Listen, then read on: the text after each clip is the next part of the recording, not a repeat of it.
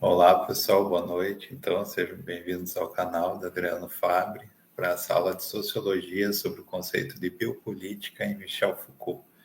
A gente veio discutindo nas últimas aulas sobre controle social, o melhor controle social, que são mecanismos, forma de ter uma previsibilidade sobre a ação dos indivíduos, E hoje a gente vai falar de biopolítica, que seria o quê? Essa regulamentação, essa regulação dos corpos, da vida, através da imposição do poder.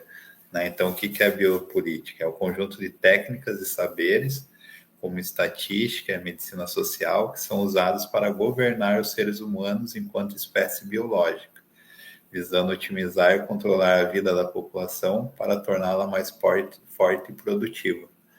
Então, o que Michel Foucault, esse grande filósofo que revolucionou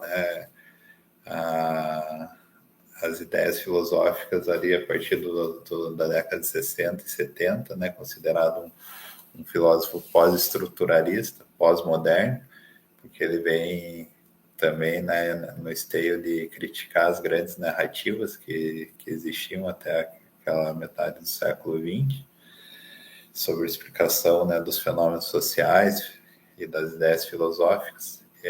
Michel Foucault, ele que veio com essa ideia de biopolítica e de biopoder. Então, a biopolítica é essa regulação dos corpos, através da imposição do poder, e o biopoder é o quê?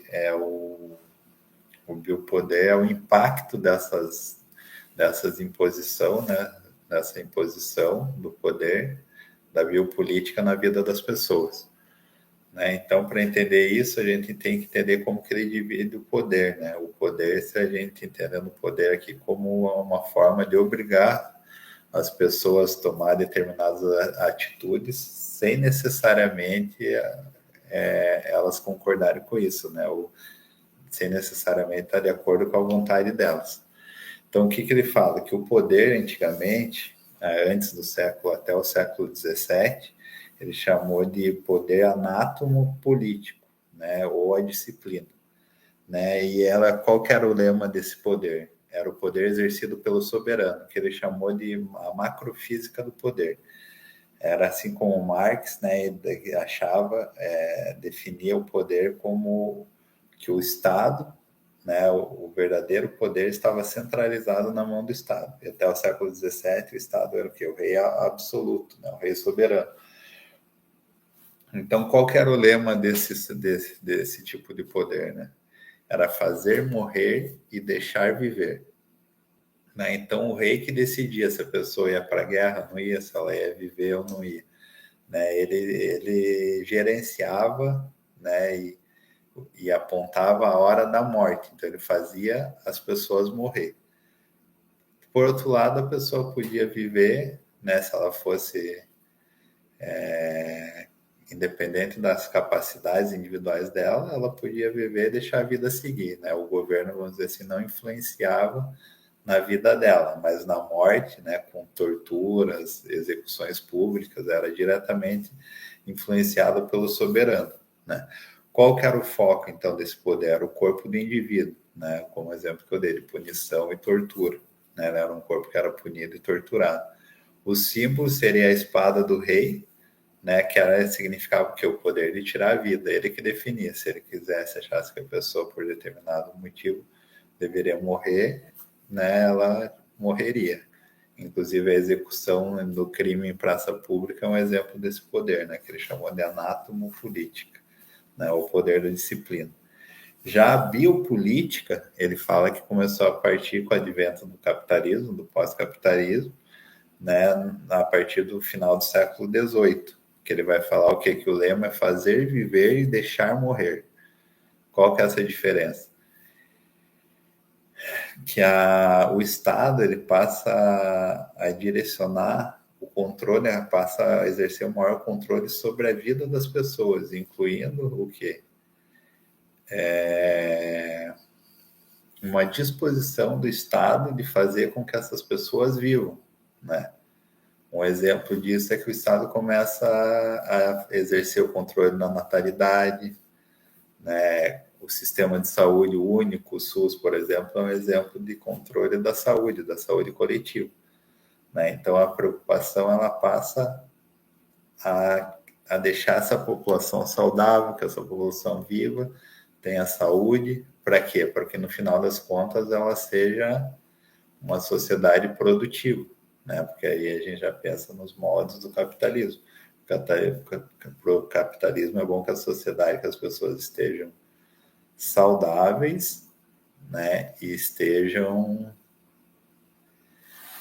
produtivas, né? Então, por isso que é essa ideia de fazer viver, né?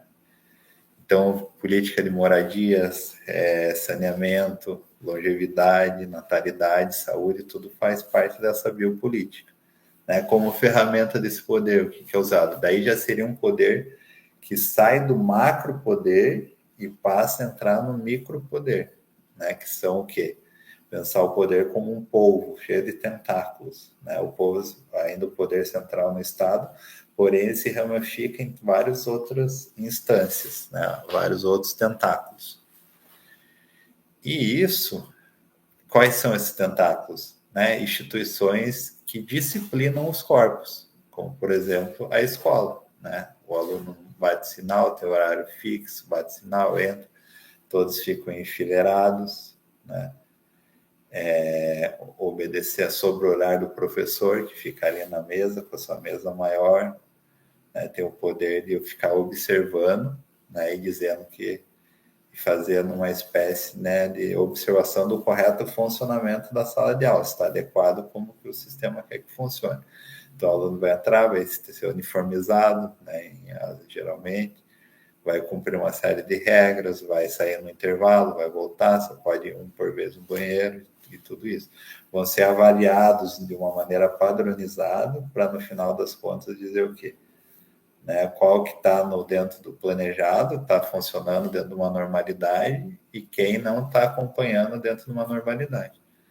Né? No caso da escola, quem não está dentro de uma normalidade, né, vai ser verificado porque que não está conseguindo acompanhar. Né? Se é alguma característica individual, ou se a pessoa não está, né, não quer cumprir as regras, descobrir o motivo do porquê que ela não está conseguindo acompanhar ou não está querendo cumprir as regras.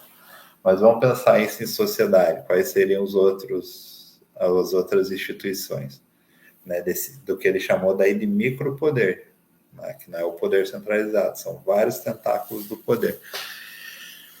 Como, por exemplo, o quartel, né, é uma instituição altamente disciplinadora dos corpos, né? Uma hierarquia rígida para o corpo estar preparado para desenvolver aquele tipo de atividade, né? Como, por exemplo, estar apto para ir para uma guerra. Outra instituição de disciplina, o manicômio, o hospício, né? Lá, quando ele estudou isso nos anos 60, 70, tinha ainda os manicômios, né, que depois até esse tempo ainda tinha, mas agora foi proibido. As pessoas que não se comportavam dentro de uma normalidade na sociedade, né, que não tinham esse comportamento padronizado, acabavam tendo que ir para tentar ser disciplinado dentro do hospital, passar por vários tratamentos de choque, remédios, que dopavam a pessoa muitas vezes, camisa de força, amarravam a pessoa. Por quê? Porque ela não se enquadrava nessa sociedade disciplinar, nessa sociedade perfeita, né? Então, quer dizer, então fica aqui na história do macro poder e do micro poder, que é essa transformação. Então, escola, manicômio, hospital, são todas escolas para disciplinar, que tem a ver com a nossa aula de controle social, né? Que a gente viu que a sociedade coloca o controle social como mecanismos, né, de controle para ter uma previsibilidade das atitudes dos indivíduos, né? Então, exemplo no cotidiano do biopoder, da biopolítica. Escola, na que disciplina o corpo, como eu falei, carteiras enfileiradas e avaliações padronizadas. Na saúde pública, né, qual é o exemplo que eu tenho? campanhas de vacinação, controle de epidemias, controle de natalidade. Então, essa preocupação com a saúde coletiva da população, né? Lembrando que o objetivo é que ela se torne produtiva, né? Então, seria isso. Daí, como a reflexão, a gente encerra a aula com as seguintes questões, né? A biopolítica é boa ou ruim? Então, exemplifique, né? O que você acha no teu dia a dia, né? Que você percebe, né? A biopolítica atua, se você participa, né? De alguma instituição. O processo de socialização, né? Ele já é uma imposição desses micropoderes. Né? Isso é bom ou é ruim? Né? A segunda questão, na pandemia de Covid-19, vimos a biopolítica em ação, de que formas, né?